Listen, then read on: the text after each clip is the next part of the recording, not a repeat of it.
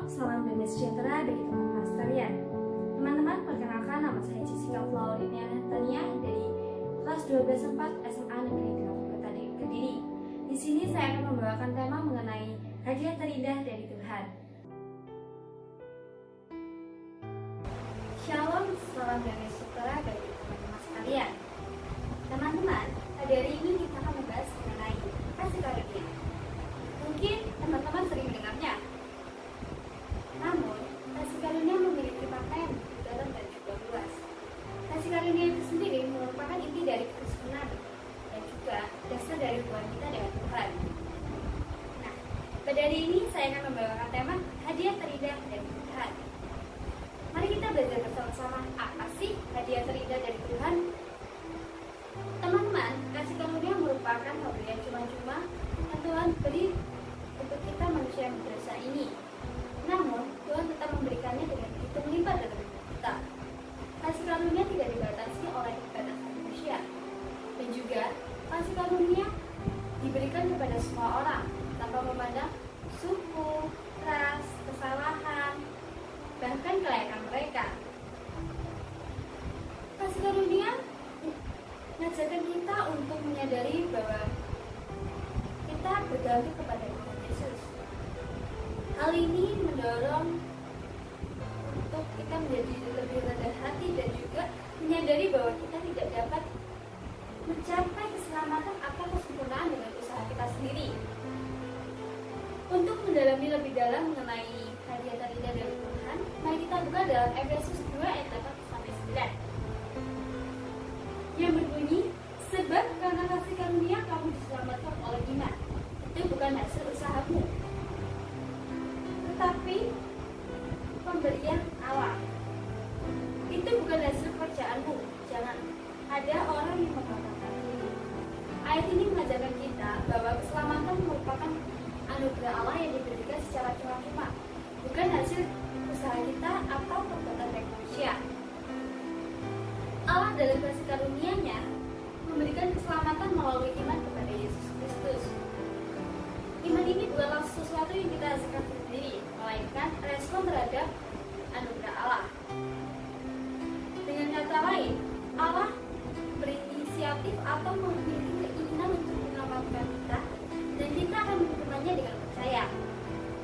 Karena keselamatan adalah pemberian Allah, tidak ada alasan bagi siapapun untuk membanggakan diri mereka atau menyombongkan diri mereka sendiri. Semua kemuliaan hanya bagi Allah yang telah menyediakan jalan keselamatan bagi kita melalui Tuhan Yesus. Ayat yang kedua ada di Roma 3 ayat 23-24 yang berbunyi, karena semua orang telah berbuat dosa dan telah kehilangan Allah, dan oleh kasih karunia telah dibenarkan dengan cuma-cuma karena penebusan dalam Kristus Yesus. Ayat ini menjelaskan bahwa semua manusia telah berdosa dan telah kehilangan pemberian Allah. Namun, melalui kasih karunia-Nya, Allah membenarkan kita dengan cuma-cuma karena penebusan dalam Kristus Yesus. Artinya, kita yang harusnya menerima hukuman dari dosa-dosa yang telah kita perbuat, tetapi kita malah dibebaskan dan dibenarkan oleh Allah karena kasih karunia-Nya. Ayat ini menegaskan bahwa keselamatan bukanlah hasil dari usaha manusia, melainkan oleh kasih karunia yang telah Tuhan beri secara cuma-cuma. Karena kita telah berdosa dan telah kehilangan pemberian Allah. Dan sebagai ayat penutup, mari kita buka dalam 2 Korintus 12 ayat 9.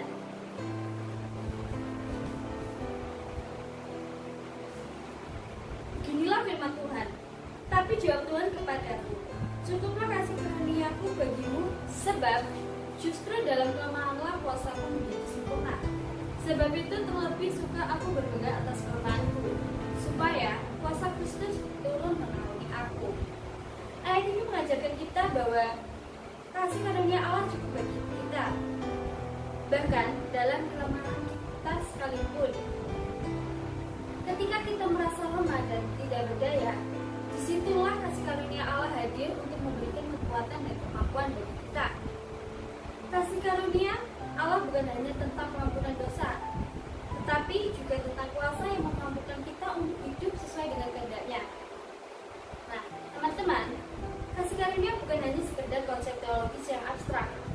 Melainkan, kasih karunia harus kita aplikasikan dalam kehidupan sehari-hari.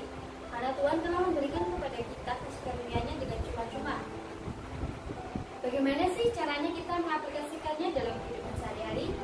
Nah, ada berbagai cara kita untuk mengaplikasikannya dalam kehidupan kita sehari-hari. Yang pertama ada mengampuni. Kasih karunia mengajarkan kita untuk mengampuni sesama yang bersalah kepada kami, seperti Tuhan telah mengampuni dosa-dosa kita. Maka kita juga harus rela mengampuni orang lain. Pengampunan adalah bukti bahwa kita telah menerima kasih karunia Allah dalam hidup kita. Yang kedua ada memberi. Kasih karunia mendorong kita untuk memberi kepada orang yang membutuhkan. Kita tidak memberi karena kita berkelebihan atau kita punya, tetapi karena kita ingin berbagi berkat yang telah kita terima dari Tuhan.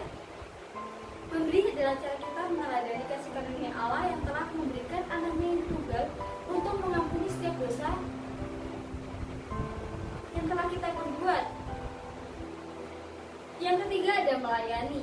Kasih karunia memotivasi kita untuk melayani sesama dengan tulus. Kita melayani bukan untuk mencari pujian ya, tetapi karena kita ingin menjadi berkat bagi orang lain. Melayani adalah wujud dari kasih kita kepada Allah dan sesama. Dan yang terakhir ada bersyukur.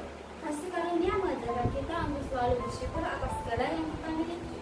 Kita bersyukur bukan hanya atas berkat yang besar, tetapi kita juga harus bersyukur untuk hal-hal yang kecil dalam hidup kita.